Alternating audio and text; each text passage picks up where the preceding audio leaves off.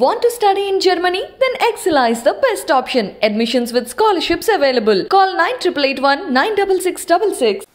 Chennai super Kings IPL cup సాధించిన రోజు నుంచి నెట్టింట ఒకటే చర్చ. మిస్టర్ కెప్టెన్ కూల్ రిటైర్ అవుతున్నారా?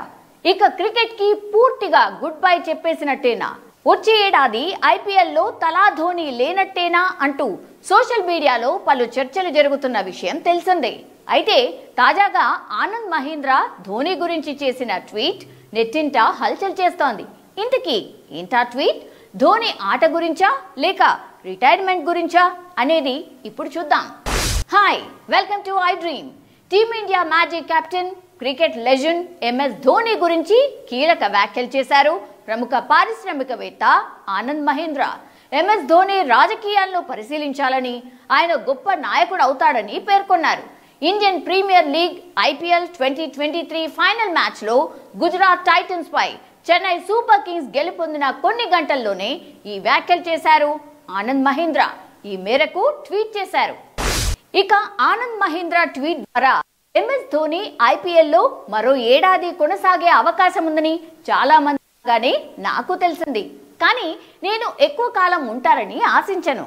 అతను రాజకీయ రంగాన్ని పరిగణలోకి తీసుకోవాలని నేను కోరుకుంటున్నాను.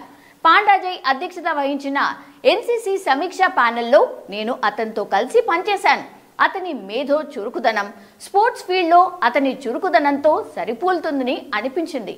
అతను వినయంతో పాటు ఇతరులకు సహాయపడే వ్యక్తిత్వం గల వ్యక్తి.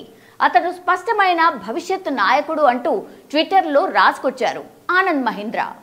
ఈ ట్వీట్ చూశాక నెటిజన్లు కాస్త నిరాశపడ్డా ధోని రాజకీయాల్లోకి వస్తే బాగుంటుందని అభిప్రాయాన్ని వ్యక్తం చేస్తున్నారు.